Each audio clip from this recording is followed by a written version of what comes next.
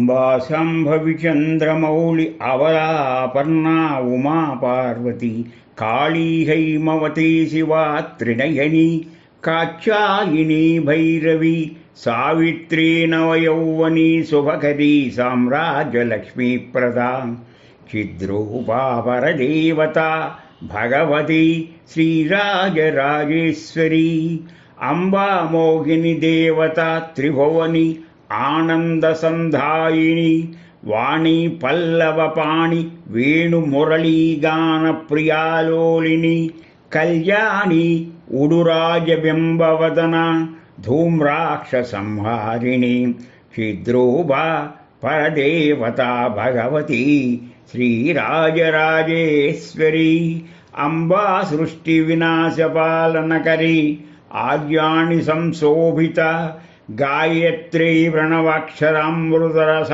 పూర్ణానుసంధీకృత ఓంకారీ వినుత సురాచ్యుతపద ఉద్దండ దైత్యాపహ చిద్రూపా పరదేవత భగవతి శ్రీరాజరాజేశ్వరీ. రాజరాజేశ్వరి అని పేరు వినగానే మన మనస్సులో ఎంతో ఆహ్లాదం కలుగుతుంది. ఆ భాష కూడా శంకర భగవత్పాద ఉన్నతమైనటువంటి దీంట్లో మనకి భాష కూడా బాగా అవుతుంది. చిత్ రూప, చిత్ రూప జ్ఞానంతా కలిపి ఒక చోట మోసవస్తే ఆ జ్ఞాన రూపమే ఆ తల్లి, ఆ భగవతి. అందువల్ల మనం ఉడురాజ బింబవదన, ఉడురాజ అంటే చంద్రుడు, చంద్రుడి బింబంతో సమానమైనదని మనం ఈ రకంగా చెప్పుకుంటూ ఆవిడే సృష్టి, ఆవిడే వినాశనం, ఆవిడే పాలన. అంటే సృష్టి స్థితి లయకారిణి, అర్థం కాల, ఆవిడ శాశ్వతమైనది, వేదాల చేత నృతింపబడేది. ఇన్ని రకాలుగా మనకి ఆవిడ దర్శనమిచ్చేటువంటి ఈ యొక్క రాజరాజేశ్వరి అష్టకం చాలా విశేషమైనది.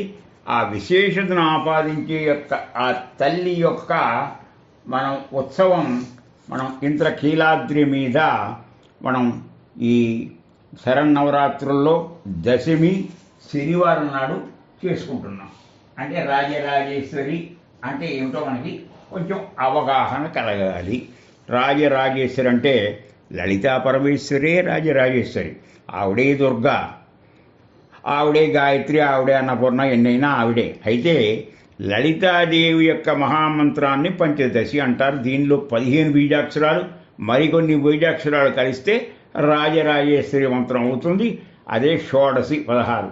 దేవీ పూజలలో రాజరాజేశ్వరి ఆరాధన చాలా విశేషమైంది.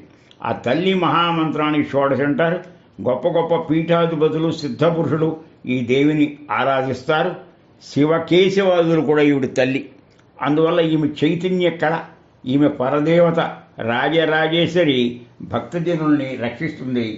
ఆవిడ యొక్క దర్శనం మనకి ఎంతగానో శాంతియుతంగా, ఆనందదాయకంగా ఉంటుంది.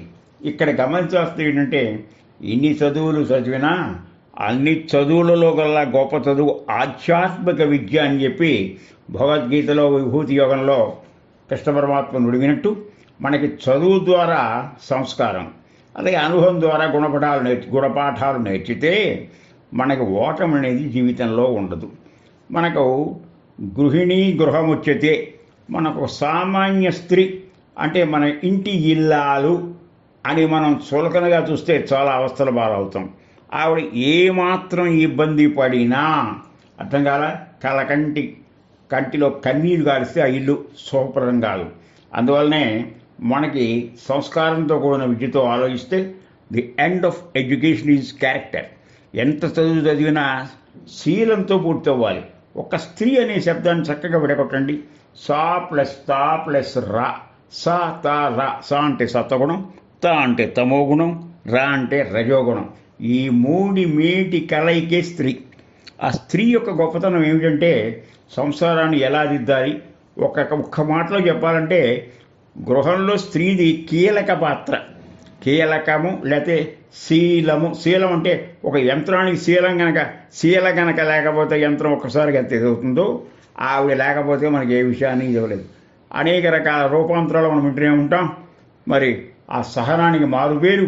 మరి సలహాలలో మంత్రిని, అన్నం పెట్టేటప్పుడు ఆవిడ తల్లి, ఇలా చెప్పుకుంటూ వస్తే అవసరమైతే సత్వగుణంతో పిల్లవాడిని చక్కగా ఓదార్చుగా ఏ ఇబ్బంది వచ్చినా అమ్మ వెనక్కి పెడతారు, తండ్రి దగ్గర సరాసరి వెళ్ళరు. అమ్మ ద్వారా తండ్రిని చూస్తారు, కానీ సరాసరి తండ్రి దగ్గరే కూర్చునే స్థితి లేదు కనుక ఆ తల్లి ఆ పిల్లవాడిని ఎంతగానో ఓదారుస్తూ అతనికి కోరికలు తీరుస్తుంది. అలాగే ఒకప్పుడు సరిగ్గా గనక విద్యా విధానంలో వెనకబడుతుంటే రజోగుణంతో దండిస్తుంది. ఇంకా వాడు సంఘనీతికితో నమస్కరించకుండా అతను చేయకూడని పనిచేసి మరి దుష్కృతమైన కార్యక్రమాలతో మిగిలిపోతే దెబ్బతీసి అతన్ని ప్రాణం తీయటానికి కూడా తమో గుణాన్ని కూడా ఆవిడ ఆపాదించుకుంటుంది. ఇలాంటి మేలు కలయిక గల ఆ స్త్రీమూర్తి సామాన్య స్త్రీ ఇస్తే ఆవిడ మనకి మాతృరూపిణి. అది ఉన్నటువంటి అనేక దేవతల్లో మనకి మాతృమూర్తి యొక్క విశేషాంశాలు అయి ఉంటాయి. అలాంటి తల్లిని మనం అంబా, శాంభవి, చంద్రమౌళి, అబల, అపర్ణ, ఉమా, పార్వతి, కాళీ, హైమావతి, శివ, త్రినయని అని ఇన్ని రకాలుగా కొనియాడుతున్నాం కనుక మనం చాలా ప్రత్యేకంగా ఈ ఆఖరి రోజున శాంతంగా ఉండి అందరికీ యుద్ధ పరిసమాప్తి అయిపోయింది, దుష్టులంతా దునుమాడిపోయారు. మనకి దేవి సప్తశతి కనుక తీసుకుంటే మహిషాసురుడి దగ్గర నుంచి రకరకాల విద్విలాసాలు, ఎన్ని దుర్మార్గాలు చేయాలో ఎన్ని కుయుక్తులు చేసేటువంటి మహిషాసురుడు, శుంభ నిశుంభులు, మరి రక్తబీజుడు, ఇంకా ముందుకు పోతే చండముండులు. చండంని ముండుని చంపడం వల్ల ఆవిడ చాముండేశ్వరి దేవి అయింది. మనకి మైసూరు దగ్గర ఉండేటువంటి ఆ తల్లి ఆవిడే. ఈ నవరాత్రుల్లో నవదుర్గలుగా శ్రీశైలం ఎలా కొలుస్తాము, దేశం మొత్తం మీద కలకత్తా కాళీ, మన కాశ్మీరంలో, ఇటు తమిళనాడు, అటు కర్ణాటక, అన్ని రాష్ట్రాల్లోని శక్తి. మీరు ఒక చిన్న విషయం గమనించండి, మనం కొలిచేటువంటి దేవుడు యొక్క కరుణ లేకపోతే ఈ మధ్యనే కొలిచే దేవుడు యొక్క కరుణ లేదండి. అందులో ఏమంటాం, ఏదో రామహీనుణ్ణి, కృష్ణహీనుణ్ణి, శివహీనుణ్ణి అనగా కామన్గా అందరూ అనే మాట ఒకటి, శక్తిహీనుణ్ణి. ఆ శక్తి ఎవరు?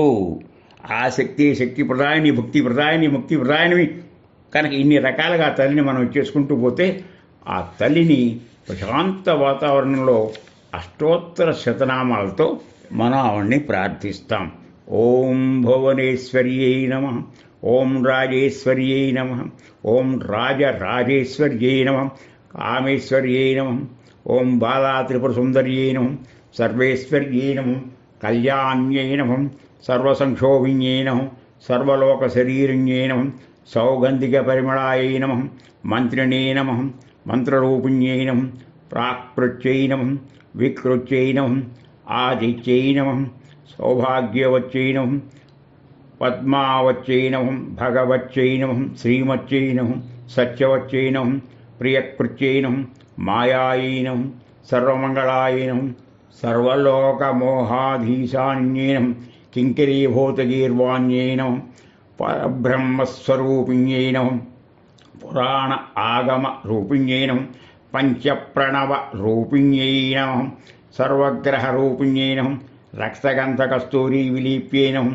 నానాయై నమః, శరణ్యాయ నమః, నిఖిల విద్వేశ్వర్యై నమః, జడేశ్వర్యై నమః, భూతేశ్వర్యై నమః, సర్వసాక్షిణ్యై నమః, క్షేమకారిణై నమః, పుణ్యాయై నమః, సర్వరక్షణ్యై నమః, సకలధర్మిణ్యై నమః, విశ్వకర్మిణై నమః, సురమునిదేవనుతాయై నమః, సర్వలోకారాధ్యాయ నమః, ఓం పద్మాసనాసీనాయ నమః, యోగీశ్వర మనోధ్యేయాయ నమః, ఓం చతుర్భుజాయ నమః, సర్వార్థసాధనాధీశాయ నమః, పూర్వాయ నమః, ఓం నిత్యాయ నమః, పరమానందాయ నమః, కళాయ నమః, అనంగాయ నమః, వసుంధరాయ నమః, ఓం శుభదాయై నమః, ఓం త్రికాలజ్ఞాన సంపన్నాయ నమః, ఓం పీతాంబరధరే నమః, ఓం అనంతాయ నమః, భక్తవత్సలాయ నమః, పాదపద్మాయ నమః, జగత్కారిణే నమః, అవ్యాయ నమః, లీలామానుష విగ్రహాయ నమః, సర్వమాయాయ నమః, మృత్యుంజయాయ నమః, ఓం కోటిసూర్య సమప్రభాయ నమః, ఓం పవిత్రాయ నమః,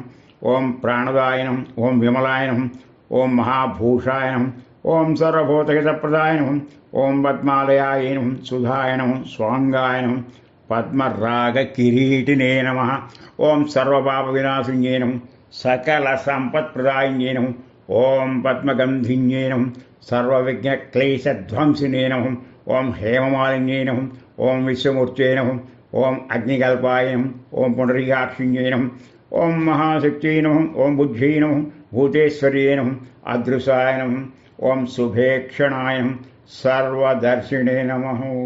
ప్రాణాయ నమః, శ్రేష్ఠాయ నమః, శాంతాయై నమః, తత్వాయై నమః, సర్వజనన్యై నమః, సర్వలోకవాసిన్యై నమః, కైవల్యరేఖిన్యై నమః, భక్తభూషణ వినోదిన్యై నమః. ఓం దారిద్ర్యనాశిన్యై నమః, సర్వోపద్రవనివారణ్యై నమః, సమృద్ధాందాలహత్యై నమః, చతుర్దశాంతకోణస్థై నమః, సర్వాత్మకాయ నమః, సత్యవక్త్రే నమః, న్యాయాయ నమః, ధనధాన్యనిధ్యై నమః, కాయకృత్యై నమః, అనంతనిత్యై నమః, అనంతగుణరూపే నమః, స్థిరే రాజేశ్వరే నమః.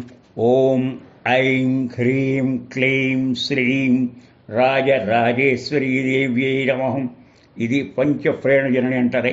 ఈ 5 ప్రణవాలు అమ్మకి ఎక్కువ ప్రీతి. ఇది చదువుకున్న మంత్రం చేసుకోవచ్చు.